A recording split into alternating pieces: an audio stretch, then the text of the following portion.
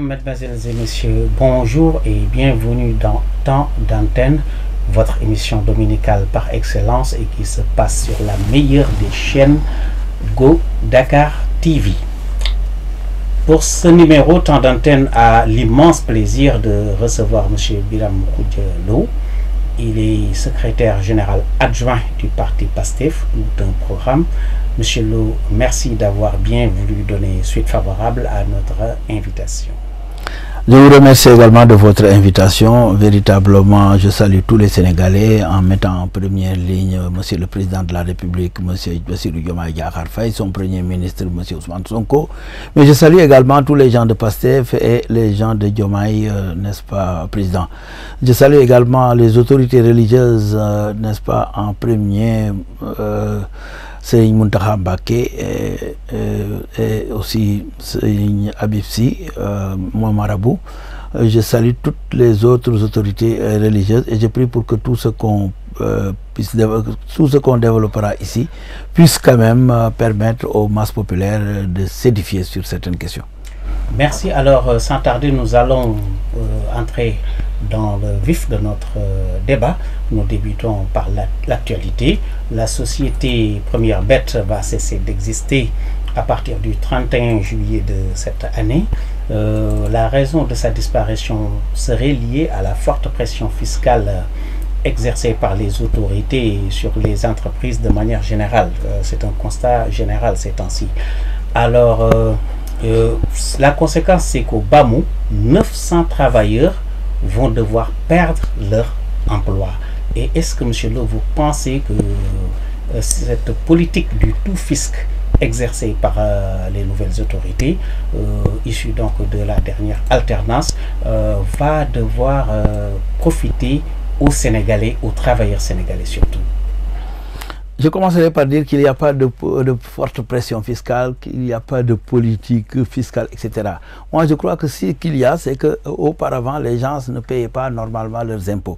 Il y avait trop, n'est-ce pas, de laisser aller dans cette histoire d'impôts-là. Aujourd'hui, les autorités, n'est-ce pas, veulent revenir à la normale. C'est-à-dire, quand quelqu'un s'installe dans un pays, quand on est entreprise dans un pays, on doit payer l'impôt. Le modèle économique, n'est-ce pas, d'une entreprise impose, n'est-ce pas, un certain nombre de règles dont les impôts. Donc, si vous ne payez pas les impôts, ça veut dire que vous ne pouvez pas avoir une entreprise qui marche normalement. Donc, les 900 travailleurs dont vous parlez, c'est des gens véritablement qui doivent être reversés dans les autres entreprises. Je crois que c'était un étranger qui était à l'origine de la création de cette entreprise-là. Moi, je crois que les Sénégalais peuvent reprendre ces activités-là et travailler à installer une entreprise qui payera normalement les impôts pour le bénéfice, n'est-ce pas, de la nation. Parce que les impôts, c'est pour le bénéfice de la nation. N'oubliez pas que les impôts nous servent à construire des routes, des autoroutes, des hôpitaux. Quand vous ne les payez pas, mais vous êtes en train de sacrifier un certain nombre de personnes. Parce que vous êtes riche, vous avez la possibilité d'installer votre entreprise, mais il y a des gens qui meurent de faim, il y a des gens qui ont soif, il y a des gens qui sont malades et qui doivent être, n'est-ce pas, soignés. Donc, il faut payer l'impôt, c'est un devoir civique. Mais pour ces 900 travailleurs, quand même, vous parlez de bénéfices, les impôts qui font que nous construisons des routes, etc. Mais les salaires aussi permettent aux familles de vivre. Et ces 900 travailleurs, en attendant qu'ils soient reversés ailleurs, ils vont connaître la galère. Je vous donne l'exemple de ces travailleurs-là. Mais ils paient l'impôt. Sur chaque travailleur, on prélève, n'est-ce pas, un montant d'impôt qu'on doit reverser. Parfois, les gens prélèvent l'impôt, mais ne reversent pas normalement. C'est tout cela que les nouvelles autorités ont voulu redresser. Maintenant, le redressement doit se faire, l'État doit rester fort, je suis pour cet avis-là, même si des entreprises doivent fermer, je crois que d'autres Sénégalais peuvent reprendre ces activités-là et payer normalement l'impôt, comme je l'ai dit. Donc, pour ces 900 travailleurs, il n'y a pas d'inquiétude. C'est vrai, nous aurions préféré, n'est-ce pas, que les autorités, n'est-ce pas, qui nous ont précédés, puissent quand même régler cette histoire-là avant que nous ne venions. Mais aujourd'hui, s'ils n'ont pas pris la peine de régler ça, s'ils ont eu à faire des choses peu orthodoxes au point de laisser les gens ne pas payer l'impôt, parce que je vais vous donner un exemple. Si par exemple vous devez payer un impôt qui s'élève à 2 milliards de francs l'année, Aujourd'hui, vous avez des autorités qui sont là, qui vous demandent pas l'impôt, mais qui demandent 900 000 ou bien 1 milliard en bas. C'est ça qui ne va pas dans les caisses de l'État et c'est ça qui ne va pas servir. Donc, sous l'ancien régime, il y avait des dessous de table. Mais c'est sûr et certain que les dessous de table ont existé. Il y en a qu'on a vu, il y a d'autres qu'on n'a pas encore vu. Mais nous sommes en train de faire des audits. Il y a beaucoup de choses qui se passaient et qui sont totalement anormales. Nous avons toujours dénoncé, lorsque nous étions dans l'opposition, le manque de civisme, c'est-à-dire le manque de paiement d'impôts de la part des sociétés, n'est-ce pas, qui se sont installées ici et dont les propriétaires sont plus nantis que nos populations.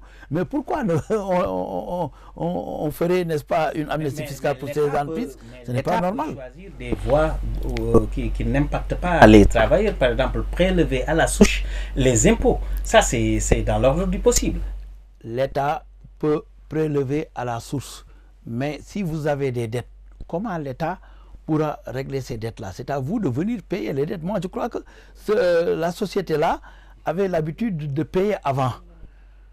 Et peut-être qu'aujourd'hui, ils ont eu beaucoup d'arriérés. Ces arriérés, tous les recours sont épuisés. Moi, je ne maîtrise pas le dossier, mais parfois, on te donne la possibilité de payer par tranche.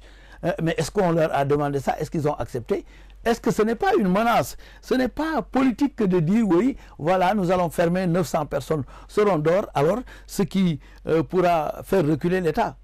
Ils peuvent chercher cela aussi. C'est des stratagèmes que les gens utilisent. Mais ça ne passera pas avec cet État-là. Alors, 100 jours après votre arrivée aux affaires, alors on a l'impression que les vieux démons sont de retour de plus en plus, hein, puisqu'il y a la grogne des transporteurs, il y a aussi une tentative de musellement de l'opposition qu'on constate avec l'arrestation d'Ahmed Suzanne Camara, etc. Il y a aussi, peut-être on va en parler, la reprise des pirogues en direction des côtes espagnoles. Et assiste-t-on 3 à 4 mois plus tard, après l'alternance, à un retour à la case départ en quelque sorte? Allons-y pas à pas, poser une question l'une après l'autre. La première question que vous avez soulignée concerne... Oui, Ahmed Suzanne Camara, par exemple, avec le musulman. Là, véritablement, on ne peut pas parler de musulmans parce que eux, ils avaient mis 1000 et quelques, n'est-ce pas, détenus qui n'avaient pas, n'est-ce pas, fait ce que Ahmed Suzanne Camara a fait. Premièrement. Deuxièmement, il n'y a pas immixtion de l'exécutif sur la justice. Aujourd'hui, ce qui se passe, c'est que c'est le procureur et le même procureur qui avait pris les 1000 détenus, c'est ce même procureur-là qui s'est autosaisi et a mis Ahmed Suzanne Camara en prison. Donc moi, je ne vois pas où la main de l'État est là-dedans. Bassirou Diomaye Diakhar Faye est en train de faire, n'est-ce pas, ce qu'il doit faire. Ousmane Sonko est en train de faire ce qu'il doit faire. Le ministre de la Justice et tous les ministres sont en train de travailler. C'est le procureur qui s'est autosaisi parce qu'on est dans un pays démocratique, mais démocratie ne veut pas dire insulte, ne veut pas dire, n'est-ce pas, ce que les gens sont en train de faire. C'est ignoble, c'est même pas digne d'un enseignant. Moi, j'ai été choqué lorsque j'ai entendu ces paroles. L'enseignant est un exemple, l'enseignant est un modèle. Comment ces élèves pourront le regarder après tout ce qu'il a dit? Moi, je crois qu'il faut donner de bons exemples. Et la sanction est à la hauteur de la faute commise. C'est vrai que ces paroles doivent être sanctionnées, mais d'après Benno Bokk Yakaar, relayé notamment par le député Abdoumbo, vous, quand vous étiez dans l'opposition, vous avez dit pire. Et là aussi, les vidéos sont là pour l'été. Je suis désolé, il n'a qu'à m'amener une vidéo où on dit pire que ce que Suzanne Camara a dit. Ce sont eux qui faisaient ces choses-là. N'oubliez pas que ce même Suzanne Camara avait dit qu'on doit tuer Ousmane Sonko.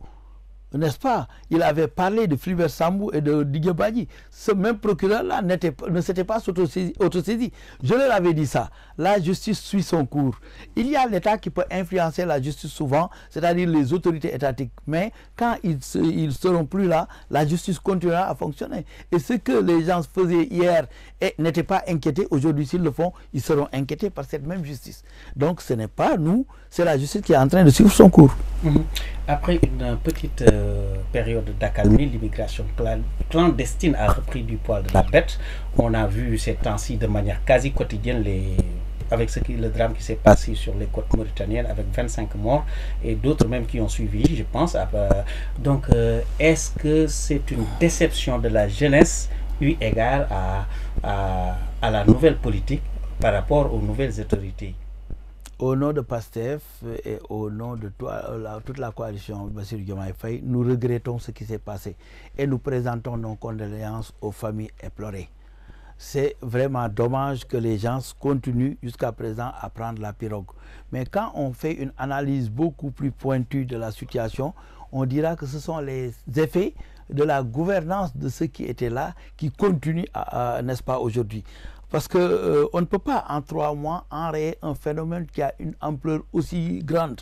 Aujourd'hui, l'espoir renaît chez la jeunesse, mais il y a une certaine frange de la jeunesse qui continue, n'est-ce pas, à croire à l'Eldorado. Et je crois qu'il va falloir faire une campagne de communication, mais aussi surveiller nos côtes. Moi, je crois que le départ n'a pas été pris, n'est-ce pas, aux côtes sénégalaises. Ils sont partis de la Gambie ou d'autres côtes. Mais donc, il y a des Sénégalais qui étaient dans... Oui, mais le départ, nous ne pouvons que surveiller nos côtes. Mais quand un jeune se rend en Gambie et prend une pirogue là-bas, véritablement, il faut une jonction des forces entre les États, n'est-ce pas, qui composent entre l'Afrique, les États africains, pour pouvoir enrayer ce phénomène. Un seul pays ne peut pas faire cela seul. Il va falloir aussi que les autorités, n'est-ce pas, de la France, les autorités espagnoles, et les autorités italiennes et les autorités, n'est-ce pas, d'autres pays, en collaboration avec les pays africains, puissent quand même ensemble enrayer ce phénomène. Mais ce qui s'est passé, c'est que il y avait beaucoup d'argent qui était mis dans cette dynamique de freiner l'immigration clandestine et qui n'a pas été utilisé à bon escient. Nous sommes en train d'auditer. Nous sommes en train de voir, n'est-ce pas, là où est parti cet argent. Donc on ne peut pas tout de suite freiner l'immigration clandestine parce que les jeunes ne travaillent pas. On ne peut pas enrayer le phénomène du chômage en 3 mois. Donc ça se comprend que le phénomène continue. Mais je puis vous garantir que les autorités prendront toutes les dispositions nécessaires pour que ce phénomène-là puisse s'arrêter. Mais il va falloir qu'on travaille en parfaite collaboration avec les pays, n'est-ce pas, frontaliers. C'est vrai qu'en 3-4 mois, on ne peut pas enrayer tout le chômage dans tout le pays, mais si la jeunesse était mise sur un axe clair, avait vu un horizon clair, avait une direction claire de ce qui l'attend, est-ce que vous pensez qu'elle serait toujours en train de mourir sur les côtes? Parce que les gens, 3 à 4 mois après votre prise du pouvoir, les gens n'ont pas l'impression que quelque chose de fondamental a changé dans leur vécu quotidien. Quelque chose a changé parce que nous avons affaire à des autorités qui sont dans le droit chemin. Ça peut susciter l'espoir chez les jeunes. Aujourd'hui, Bassirou Diomaye Diakhar Faye, Ousmane Sonko et tout le gouvernement sont sur orbite, sont en train de travailler et ne pensent pas détourner l'argent du Sénégal. On est dans le Djoubal Djoubanti. Cela peut susciter l'espoir chez les jeunes. Et certains jeunes aujourd'hui sont en train de regagner de l'espoir. Et là, c'est extrêmement important. Maintenant, un phénomène d'immigration, n'est-ce pas, qui se déroule 3 mois après notre prise de pouvoir, cela ne peut pas être de la responsabilité de nouvelles autorités. Je vous ai dit que c'est la conséquence du chômage, c'est la conséquence de la pauvreté, c'est la conséquence des détournements de deniers publics. Les gens n'ont plus espoir. Et aujourd'hui, l'espoir doit pouvoir renaître avec les nouvelles autorités qui ne pensent pas détourner l'argent, mais qui pensent travailler à faire avancer le pays. Mais nous sommes dans une période d'audit. On a trouvé une situation catastrophique. Les gens sont en train de redresser. J'ai entendu Fadilou Keïta qui est en train de souffrir, qui passe tout son temps à redresser, à essayer de voir, n'est-ce pas, ce qui ne va pas. Aller au port, c'est la même chose. Donc tout cela est un poids, n'est-ce pas, qui pèse sur le nouveau gouvernement. Et c'est pourquoi aujourd'hui, ce phénomène continue, mais je peux vous assurer que dans 2 ans, 3 ans, ce phénomène va s'arrêter complètement parce que en collaboration avec les pays européens, en collaboration avec les pays africains, nous allons enrayer ce phénomène et je vous en donne ma parole. Mais en 3 mois, véritablement, on ne peut pas arrêter ce phénomène. On ne peut que communiquer, essayer de susciter l'espoir chez les individus, mais tout le monde n'a pas la même compréhension des choses. Il y a des gens, n'est-ce pas, qui perdent espoir. Est-ce qu'il n'y a pas des gens qui qui aujourd'hui étaient des nervis de l'autre camp et qui essaient aujourd'hui de fuir, n'est-ce pas? Tout cela peut exister parce que on vient d'une période où il y avait, n'est-ce pas, des gens qui avaient leur gourdin et qui frappaient, n'est-ce pas, la population impunément. Aujourd'hui, on est en train d'aller vers le règlement de cette situation-là. Ça peut susciter la peur chez certains nervis qui peuvent essayer d'emprunter les côtes. Mais les nervis ne peuvent quand même pas remplir plusieurs pirogues. Mais bien sûr, il y en avait des centaines. Mais même dans votre camp, il y a des voix qui commencent à s'élever. Mais ça, c'est normal. Et qui font part de leur divergence. De leur divergence comment? La récente alerte de Pape Alé Niang, qui est le nouveau directeur général de la RTS, qui a été nommé par le président Bassirou Diomaye Diakhar Faye, dans sa page Facebook, a alerté, disons qu'il faut que vous disiez la vérité aux gens, ce qui peut se faire tout de suite, ce qui ne peut pas se faire tout de suite, pour que le peuple, pour que le retour de bâton, ce sont les mots qu'il a employés, le retour de bâton ne soit pas. Donc ça veut dire que ce que vous avez trouvé et ce que vous aviez dit aux gens avant de retrouver le pouvoir, il commence à y avoir voilà. Moi je crois que c'est de la délire de la part de Pape Alé Niang, parce qu'au fond, vous avez entendu Fadilou Keïta, ce qu'il a dit, c'est dire la vérité aux gens. Vous avez entendu ce que le directeur de la LONASE, Toussaint Manga, a dit, c'est de dire la vérité aux gens. Oui, ce qu'on a trouvé au port. Pape Alé Niang a dit. Attendez, c'est dire la vérité aux gens. Oui. On est en train de dire ce qu'il a dit là. Moi, je crois que il est en train de dire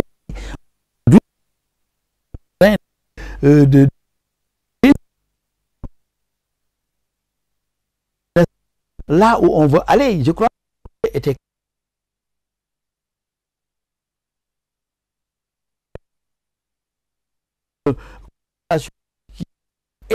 et conscience, mais il ne faut pas se faire aller quoi, vous ne communiquez pas, mais lui il fait partie de ce qu'ils doivent communiquer, c'est nous dans nous. Moi je crois que dire des choses comme attendez, ça ne va pas lentement. Par exemple, aujourd'hui, quand vous prenez le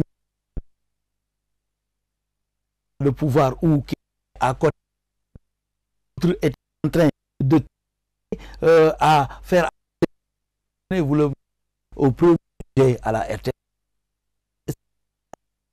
Je vous recruter quelqu'un qui était à Walfadjri, je ne sais pas si c'est ça s'avère vérité, ça veut dire aujourd'hui Pape Alé Niang lui-même voir sa copie. Et, donc vous n'êtes pas satisfait en tant que secrétaire général de PASTEF adjoint de la boîte? Je ne peux pas dire que je ne suis pas satisfait de comment il gère la boîte, parce que la boîte a changé de paradigme. Aujourd'hui, on est en train d'inviter des opposants. Aujourd'hui, ce n'est plus la même RTS que nous avons, donc il fait correctement son travail. Mais sa sortie concernant, n'est-ce pas, l'alerte, je crois que ce n'est pas opportun et que véritablement, nous sommes en train de faire un travail extraordinaire. Il doit applaudir. Et s'il m'invite à la RTS, je vais clarifier tout cela.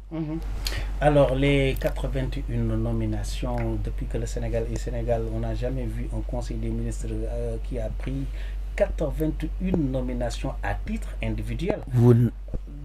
Enfin, moi de connaissance, je ne l'ai jamais vu, je ne l'ai jamais entendu. Peut-être vous qui êtes moi politique.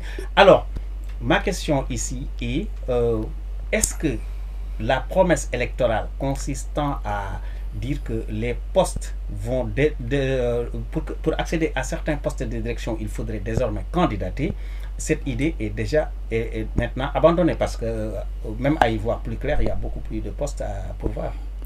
Mais il y a beaucoup plus de postes à pourvoir que ce que nous avons déjà donné. Vous ne connaissez pas les postes qui existent et qui doivent être changés. Les DG aujourd'hui, ça reste beaucoup. Les autres postes également, n'est-ce pas, président de conseil d'administration, ça reste. Donc on ne peut pas dire que tous les postes ont été déjà donnés. Et on avait dit certains postes seront mis. À quand les candidatures? Mais nous avions dit 2 ans. Comment? Il faut bien lire le programme. Nous allons dire 2 ans. Dans 2 ans. Il faut au moins 2 ans pour pouvoir identifier les postes stratégiques qu'il faut mettre à candidature. Je crois que c'est clair, net et précis. Et il faut préciser que nous allons gouverner avec les gens avec qui nous avons gagné. Ça, c'est clair, net et précis. On ne peut pas faire confiance à des gens, n'est-ce pas, qui nous combattaient hier et qui aujourd'hui, véritablement, veulent venir aux affaires. On ne peut pas leur faire confiance. Ce sont ces gens-là qui parlent de candidature. Vous voyez quelqu'un qui a déjà été 10 ans directeur de la Sénélec, qui est plus apte pour continuer à être directeur de la Sénélec. Pourtant, on doit l'enlever parce qu'il ne combattait pas avec nous. Donc, ce sont ces gens-là qui pensent qu'il faut candidater pour venir. Ce n'est pas possible. Donc, vous n'avez pas vu ça dans un pays du monde. On gouverne avec les gens avec qui on a gagné. Maintenant, il y a des postes stratégiques. Quelques postes stratégiques. Donc, pourquoi l'avoir mais on l'a dit, on l'a promis, les postes stratégiques, quelques postes stratégiques seront mis à compétition. La RTS n'est pas stratégique. Non, non, non, la RTS, vous ne pouvez pas donner ça à quelqu'un à qui vous n'avez pas confiance. Je suis désolé. Il y a des postes où vous ne pouvez pas donner ça. Donc comme ça. Les postes moins stratégiques, ce sont ce sont ces postes-là qui sont réservés pour les candidats. Il y a on en dit certains postes. Et attendez de voir. Oui. Dans 2 ans, vous allez voir qu'il y a des postes qu'on mettra en exécution. Et puis, les promesses électorales, on les fait. Mais quand vous venez devant la réalité, si cette réalité-là, enlever une promesse signifie travailler pour le peuple, mais il faut enlever la promesse et satisfaire le peuple. C'est ça le problème. Et d'aucuns pensent que véritablement... Donc les promesses électorales n'engagent que ceux qui y croient. Non, ça. Non, non, je ne dis pas ça. Il y a des promesses que vous pouvez accomplir qui vont dans le sens d'aider la population. Mais s'il y a des promesses qui, quand vous les accomplissez, vont dans le sens, n'est-ce pas, de déstabiliser la population ou de ne pas rencontrer l'assentiment des populations, mieux vaut ne pas la tenir. Et cette promesse qui consiste à mettre les postes à compétition n'agrée pas à la population qui ont mis, n'est-ce pas, ce gouvernement-là à 54%. Donc, ils veulent que les autres dégagent. Il faut qu'on les dégage. Oui. Alors, on s'oriente vers une déclaration de politique du Premier ministre Ousmane Sonko qui va être certainement mouvementée parce que le règlement intérieur de l'Assemblée nationale est en train d'être changé à la hâte actuellement avec ce qu'on a vu à la presse. Alors, est-ce que pouvez-vous nous dire en tant que responsable de PASTEF les grandes lignes de cette déclaration tant attendue? Mais les grandes lignes de cette déclaration concernant le programme que nous avons, le projet, je ne peux pas m'avancer sur ça. C'est au Premier ministre de faire sa déclaration de politique générale.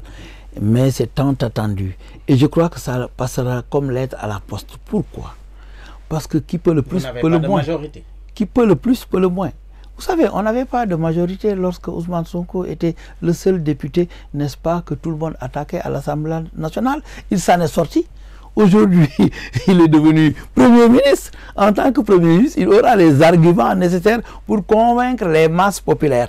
Vous savez, la déclaration de politique générale se fera à la télévision. Et les gens suivront convenablement. Donc, si des députés se comportent d'une certaine manière, c'est au peuple qui regarde de juger et de les sanctionner parce que véritablement, on va vers des élections, n'est-ce pas, qui, si ce n'est pas dans 2 mois, sera dans 2 ou 3 ans. Donc, véritablement, ils ont intérêt à se comporter convenablement parce que ces députés-là, le peuple n'agrée pas ce qu'ils sont en train de faire. Ok. Alors, est-ce que vous ne craignez pas une motion de censure parce que vous dites que tout le monde va regarder la population, mais ce sont les députés qui ont la latitude de voter ou de ne pas voter la motion de censure. Est-ce que vous ne craignez pas qu'une motion de censure dépose le gouvernement dépose par terre le gouvernement du Premier ministre Ousmane Sonko s'il se ligue par exemple avec les députés du PDS par exemple? Mais une motion de censure, ils n'ont qu'à aller dans le sens de la motion de censure et voir les conséquences. Et une motion de censure a des conséquences. Lesquelles? Ça peut décauser le gouvernement, mais ça peut entraîner une dissolution de l'Assemblée nationale. Ça, il faut le savoir, oui. Ça peut entraîner une dissolution de l'Assemblée nationale. C'est extrêmement... C'est des procédures que les gens vont suivre. Donc, je crois qu'ils vont réfléchir à 2 fois avant de voter une motion de censure. Donc, parce que l'essentiel... Le président Diomaye va dissoudre l'Assemblée. Il peut dissoudre l'Assemblée nationale. Je ne dis pas qu'il va, il peut dissoudre. Oui, ouais. On lui donne la possibilité de dissoudre l'Assemblée nationale et je crois qu'ils vont réfléchir à 2 fois avant de faire cela. Ce qui est fondamental dans... Mais cette Assemblée n'a pas encore 2 ans. Ce qui est fondamental, mais ils n'ont qu'à voter une motion de censure. Et ils vont voir. Pour que le président retrouve son pouvoir de dissolution, il faut que l'Assemblée ait 2 ans après son installation officielle. Il y en a qui le disent, il y en a qui disent 2 ans après, n'est-ce pas, la proclamation des résultats, c'est-à-dire en fin juillet, et c'est au Conseil constitutionnel de se prononcer. Donc ils n'ont qu'à ne pas s'aventurer à ça. Parce que s'ils le font, les conséquences, ils vont les subir. Et ce qui est important dans cette histoire-là, c'est que c'est le peuple qui est le vrai juge. Et aujourd'hui, le peuple est à 54%. Ce n'est plus 54%. Maintenant, il n'y a plus de vol. C'est à 80% avec nous. Donc, je crois que le risque est trop grand. Ils sont très intelligents. Ils vont essayer de rester quand même. Donc, parce que je crois que même le président Macky Sall, qui est leur mentor, je crois, n'a pas parler de motion de censure. Ce sont les petits là. Et puis où sont véritablement les opposants que nous devions avoir, c'est-à-dire les grands ministres qui étaient là, qui étaient ministres de la ciel, n'est-ce pas, le ministre du ciel et de la terre. Mais on ne les voit pas. Monsieur Mansour Faye, on ne le voit pas. Les autres, on ne les voit pas. Ce n'est que certains petits députés qui se mettent en pour jouer la petite opposition. Mais Amadou Ba, on ne le voit pas. Un nouveau cadre dans lequel il va évoluer. Mais on ne le voit pas. Non, mais enfin, vous venez d'arriver au pouvoir. Et vous savez, Amadou Ba, j'étais avec Amadou Ba. Il a eu 35%. Mais attendez, j'étais avec Amadou Ba au Parcelles Assainies. Et ce qui a été fait, je l'ai prédit. J'avais dit qu'ils nous sortiront au premier tour. J'avais dit qu'au Parcelles Assainies, il sera laminé. Mais son score est honorable. Aujourd'hui, il est laminé au Parcelles Assainies. C'est ça que je dis. Et on a l'habitude de voir. C'est des gens qui ont perdu, et lamentablement, parce que jamais un pouvoir n'a été perdu au premier tour, n'est-ce pas, depuis l'avènement de la politique sénégalaise. Donc aujourd'hui, c'est lamentable, cette défaite-là. Et pour se ressaisir, ça prendra un temps. Et nous, comme les gens que nous avons mis là sont des gens justes qui font le djubal-djubanti, les Sénégalais les accompagneront. C'est sûr et certain. Et nous sommes sûrs à 100% que nous allons travailler à faire avancer ce pays-là. Maintenant, la politique, on doit la laisser de côté. Je l'ai dit quelque part. J'ai dit qu'on doit coupler même les élections présidentielles, les élections législatives et municipales, pour pouvoir quand même cesser de faire des élections, n'est-ce pas, en 2024 et aller au travail jusqu'en 2029. Parce que les gens ont besoin de travail. Ce sont les mêmes propos que Macky tenait. C'est ça qu'il faut aujourd'hui. Ça nous permettra quand même de travailler. Sauf que tu as dit Macky Sall qui avait l'habitude de mettre son coude, n'est-ce pas, sur des dossiers, et Diomaye Diakhar Faye qui dit qu'il ne va jamais mettre son coude sur des dossiers. Donc c'est deux personnalités différentes, c'est deux images différentes, et véritablement, je crois que Bassirou est un homme de parole, et que véritablement, avec son premier ministre et le gouvernement, il va nous mettre sur la table, n'est-ce pas, un programme qui pourra permettre au Sénégal de sortir de cette bourbier-là où nous a plongé le président Macky Sall. Alors, vous parliez du président Bassirou Diomaye Diakhar Faye et de son premier ministre. Leur duo fait l'objet de vives polémiques. Hein.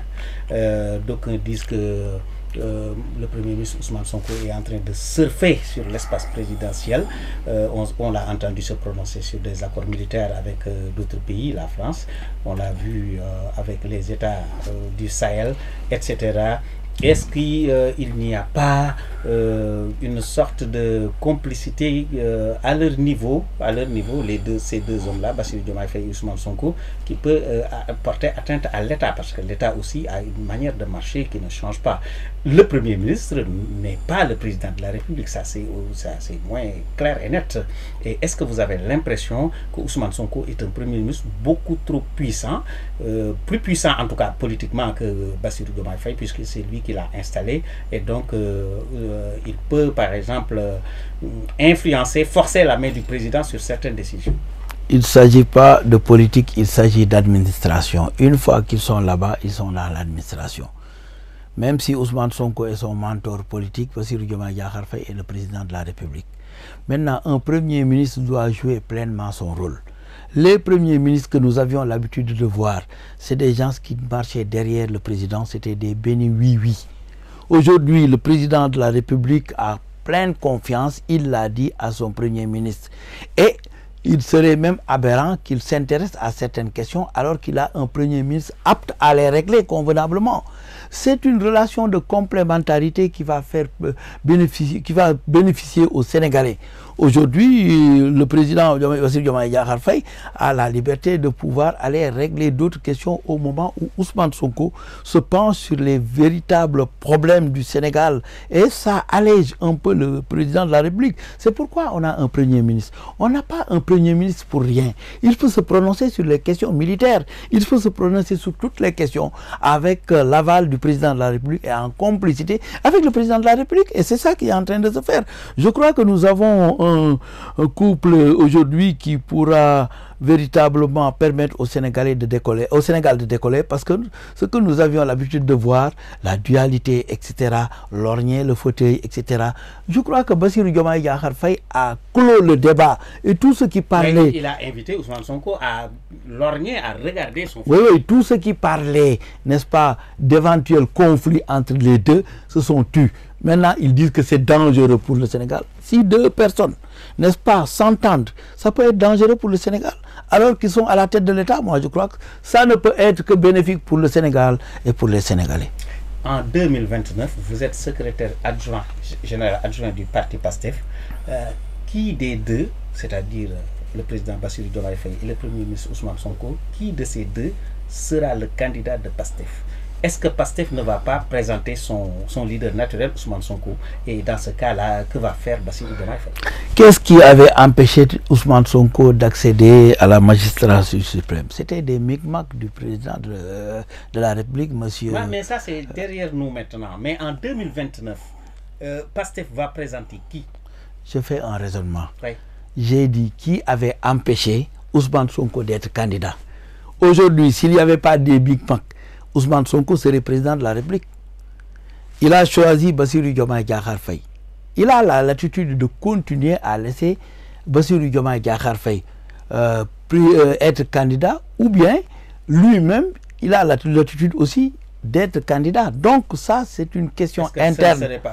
C'est une question interne à PASTEF. Il n'y aura pas de conflit. Nous sommes unis. Bassirou Diomaye Diakhar Faye l'a dit. Il dit qu'il a travaillé pour que Ousmane Sonko soit président de la République. Donc, laissez Bassirou Diomaye Diakhar Faye faire encore 5 ans. En 2029, il va se mettre derrière Ousmane Sonko. Je dis, laissez Bassirou Diomaye Diakhar Faye être candidat à la présidentielle en 2019. Attendre 2034 pour qu'il termine et donner, n'est-ce pas, les leviers à Ousmane Sonko, qui fait 10 ans.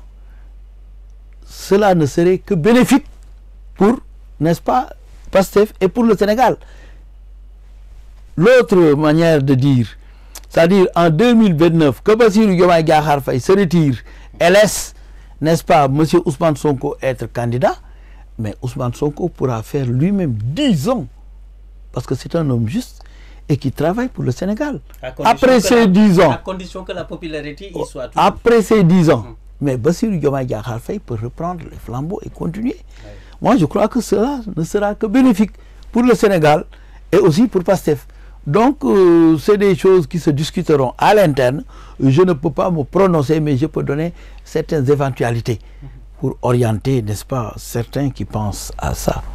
Mais il y en a aussi des langues, certains qui disent que au bout de 1 an, 2 ans, c'est selon, M. Ousmane Sonko devrait se retirer, s'occuper du PASTEF et laisser, après que Bassirou Diomaye Faye assoit son pouvoir, puisse asseoir son pouvoir, et laisser Bassirou Diomaye Faye diriger le pays en tant que président de la République.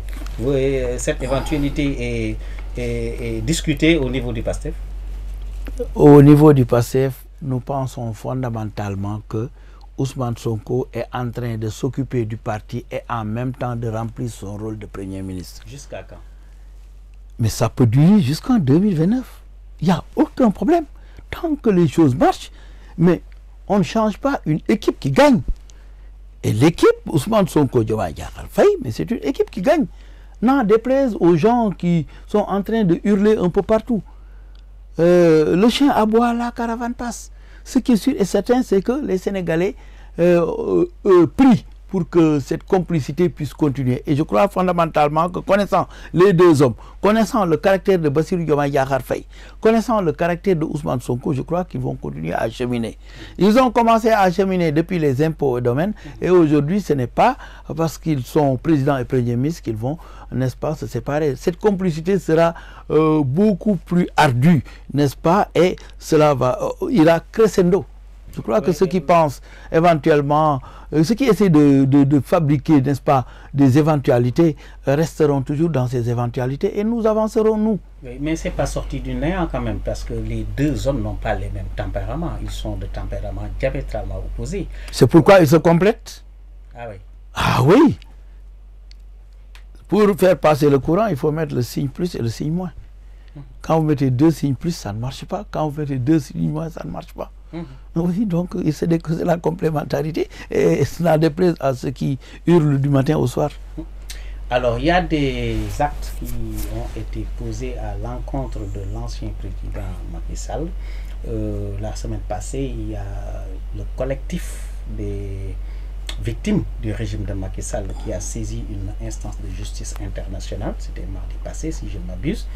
Alors, avant ça, il y a Boubacar Seye, de Horizon Sans Frontières, mais ce n'est pas Horizon Sans Frontières, il a eu à préciser, c'est sa personne à lui, donc indépendamment de l'ONG qu'il dirige, qui est en train de rassembler des signatures virtuelles dans le but de faire extrader et faire juger l'ancien président du Sénégal, Macky Sall, le 4e président.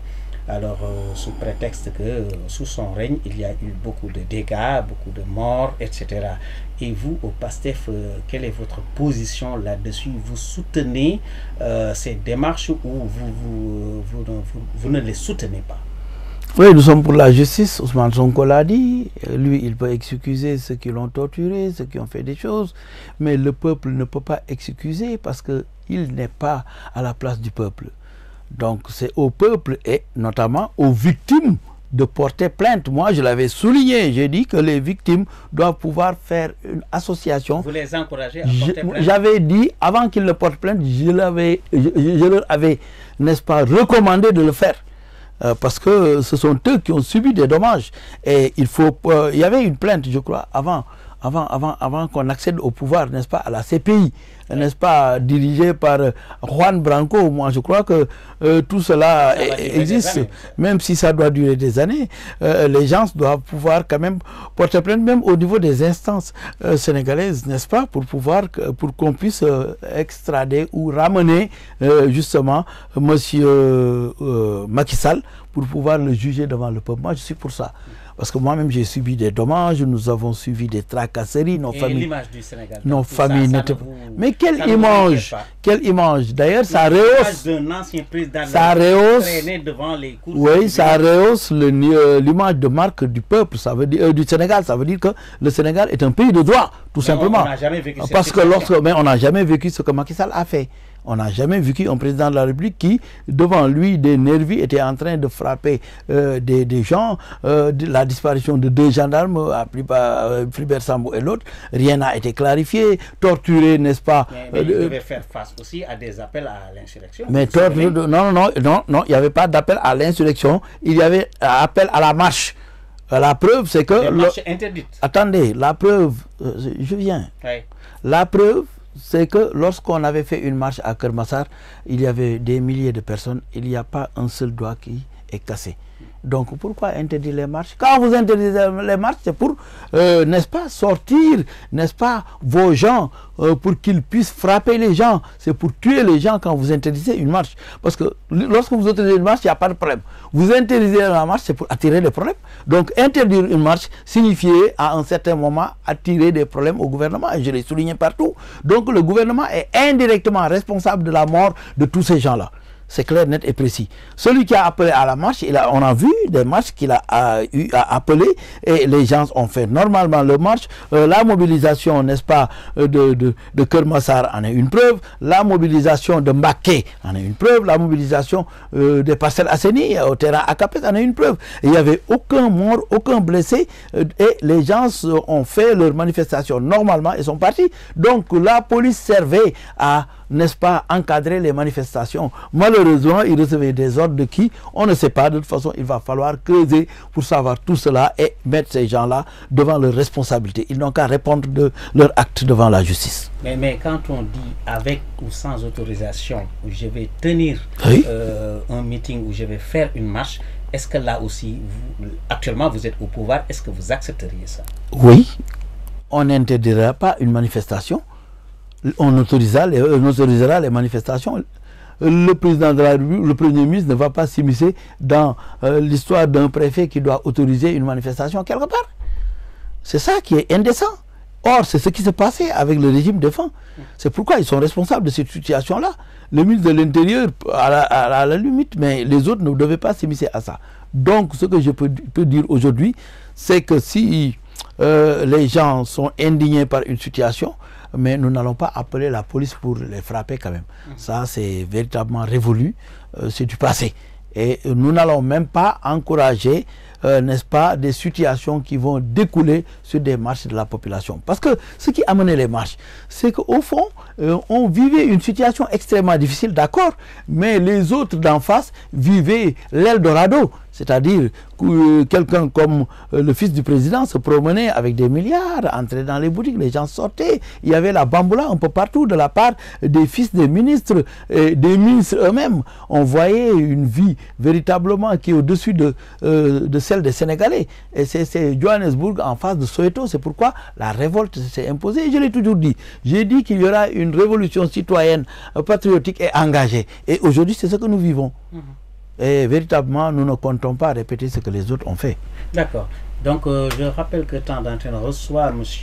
Biram Koudia Lo, qui est secrétaire général adjoint du parti PASTEF, à propos de PASTEF d'ailleurs et de la coalition Diomaye Président. Depuis l'élection présidentielle dernière, alors il y a eu, c'est-à-dire les Ababakar Sall, les Déthié Fall, ils sont à fond.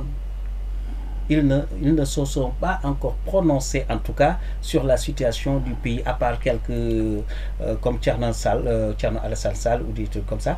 Mais quand même, il y a des rumeurs qui disent qu'ils sont en pourparlers avec le nouveau régime pour essayer d'entrer dans le gouvernement ou en tout cas essayer de participer à la gouvernance. Est-ce que c'est vrai?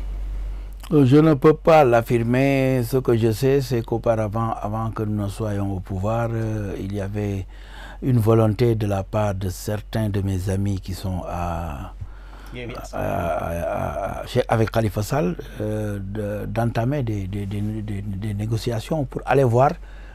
De toute façon, aller voir Ousmane Sonko et en prison et discuter avec lui avant l'élection.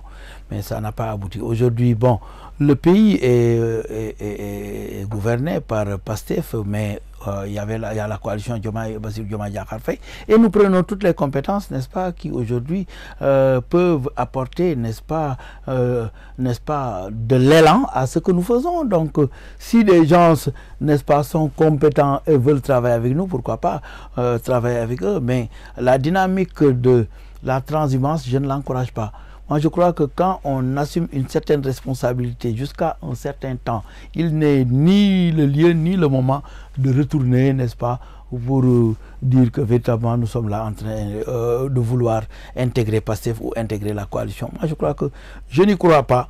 Je crois que ces gens-là, aujourd'hui, sont des responsables qui attendent de voir ce que nous allons proposer, parce que ce qui hurle là, mais au bout de 3 mois, c'est pas la peine de hurler. Moi, je crois qu'après une défaite à 54% et une victoire, on doit laisser quand même les nouvelles autorités prendre leur marque, travailler à faire avancer le pays. On doit leur laisser 1 an, 2 ans, 3 ans. On ne peut pas toujours s'éterniser à faire de la politique du matin au soir. Ça n'avance à rien. Ousmane Sonko n'a pas le temps. Ils n'occuperont pas des postes de responsabilité. Je ne sais pas s'ils occuperont des postes de responsabilité. J'ai dit auparavant que ceux qui peuvent assumer certaines responsabilités, si on leur fait confiance, on peut leur donner ces responsabilités-là. Je l'ai dit auparavant. Je n'exclus aucun Sénégalais. Il ne doit pas être exclu. Et les gens, les apéristes? Maintenant, les gens qui étaient dans un autre camp, mais est-ce qu'ils ont la moralité pour occuper certains postes? C'est ça le problème. Parce qu'au fond, aussi, même quand on fait appel à candidature, tous ne peuvent pas ce ne sont à la même pas, quand même. Ce ne sont pas, n'est-ce pas, des diplômes seulement. Il y a la moralité, n'est-ce pas, il y a la responsabilité, etc. Donc tout cela sera étudié. Donc quels sont les critères qui seront définis pour, n'est-ce pas, prendre un candidat à l'appel à la candidature? Mais les critères seront bien définis et tiendront compte de la moralité de l'individu. On ne peut pas, n'est-ce pas, prendre quelqu'un qui était par exemple tailleur de la République, même s'il est compétent, pour le mettre à la place du ministre de la Justice. Ce n'est pas possible. Vous faites allusion à... Non, je n'ai rien dit. Je ne fais allusion à personne. Vous ne faites allusion à personne. Alors, le président de la République du Sénégal, M. Bassirou Diomaye Diakhar Faye, la réalité du pouvoir commence à le rattraper. On l'accuse souvent, entre guillemets, de voyager, hein, comme on avait dit avec Abdou Diouf, avec Abdoulaye Wade et avec Macky Sall. Et puis la rupture aussi, on ne sent pas la rupture parce que son premier déplacement hors continent africain a été Paris, un peu comme tous ses 4 prédécesseurs. Et là aussi, on n'a pas senti, en moins d'1 mois, il est allé 2 fois à Paris, alors que Emmanuel Macron n'a pas encore mis ici les pieds. Enfin, symboliquement, sur le plan des symboles, on ne sent pas une rupture, n'est-ce pas? Il y a une rupture réelle concernant même les déplacements. Les anciens présidents avaient l'habitude de réserver leurs premières visites à la France. Nous avons réservé les premières visites aux pays africains. Cela est une rupture. Deuxièmement, la rupture, c'est dans les actes et les paroles. Vous avez écouté le discours de Bassirou Diomaye Diakhar Faye, son Excellence. Je crois que c'est un discours de rupture. Il a moins parlé des Jeux Olympiques que de l'ordre mondial et de la sincérité des relations dans le monde. Je crois qu'il en a parlé et c'est extrêmement important. Ce n'est pas tombé, je crois, dans l'oreille d'un sourd. C'est un discours révolutionnaire. Ça effleure un peu le discours de Guy Marius Sagna. Donc ça veut dire quoi? Ça veut dire que les déplacements sont très importants. Aujourd'hui, pour régler le problème de l'immigration clandestine, vous croyez que lorsque Bassirou Diomaye Diakhar Faye sera en France, il ne parlera pas en coulisses, n'est-ce pas, de cette lancinante question de l'immigration clandestine avec Macron? C'est possible, on ne maîtrise pas tout ça. Il y a des choses qu'on dit en bas, il y a des choses qu'on règle en bas. Et là, le déplacement est extrêmement important. Maintenant, il a derrière lui un premier ministre qui peut assumer la responsabilité de président de la République. Il était présidentiable. Donc, il a les compétences d'un président de la République. Donc, le laisser régler cette question et aller régler d'autres questions, c'est extrêmement important. Je crois que aujourd'hui, Bassirou Diomaye Diakhar Faye, je l'encourage à travailler dans le sens, n'est-ce pas, de rétablir l'ordre, c'est-à-dire, au fond, les relations tactiques qu'on avait avec les autres pays. Ils gagnaient, nous perdons. Il faut rétablir les relations en les transformant en relations stratégiques, gagnant-gagnant. Et c'est ça qui va permettre au Sénégal de décoller. Ils sont en train de travailler. Il y a la véritable rupture aujourd'hui. Ok, alors pour ce qui concerne les renégociations des contrats, on va peut-être finir par là parce que nos techniciens nous font signe que le temps qui nous était imparti est en train de toucher à sa fin. Alors pour ces renégociations, d'aucuns disaient que la renégociation est impossible, d'aucuns rétorquaient que même si elle est possible, c'est un exercice difficile, périlleux, qui va prendre des années parce qu'il y a des clauses. Par exemple, on dit dans 5 ans, dans 2 ans, on va s'asseoir, on va se rasseoir et négocier. Et qu'en est-il exactement? Est-ce qu'on est en train de renégocier les contrats pour que le pétrole et le gaz profitent vraiment à l'État du Sénégal et aux populations sénégalaises? On a parlé de négociation, on n'a pas parlé de forcing. Il y a des choses qui se sont passées. Nous jugeons que ça ne profite pas au Sénégal. Mais on appelle ces gens-là autour d'une table pour parler, pour discuter, pour voir dans quelle mesure on peut améliorer la situation et en faire profiter au Sénégal. Il y a des choses qui ne sont pas normales. Il va falloir travailler à les changer. Et je crois que Bassirou Diomaye Diakhar Faye et son premier ministre sont dans cette dynamique-là. Aujourd'hui, on ne dit pas qu'on va forcer, on ne dit pas qu'on va aller au tribunal, on ne dit pas qu'on va aller devant la justice pour casser les contrats. On n'a pas dit ça. On a dit qu'on va... S'il n'y a pas d'accord, on peut arriver là. non, non, s'il n'y a pas d'accord, si casser le contrat est bénéfique pour le Sénégal, nous le ferons. Si ce n'est pas bénéfique pour le Sénégal, nous laisserons les contrats continuer. Et il ne faut pas oublier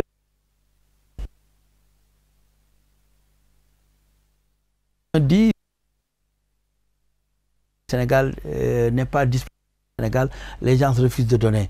Je donne une information capitale et j'ai eu à rencontrer un ministre de la République il n'y a pas longtemps. Je lui ai présenté des gens, notamment des Noirs américains, qui sont capables de venir avec satellites, détecter tous ces richesses naturelles.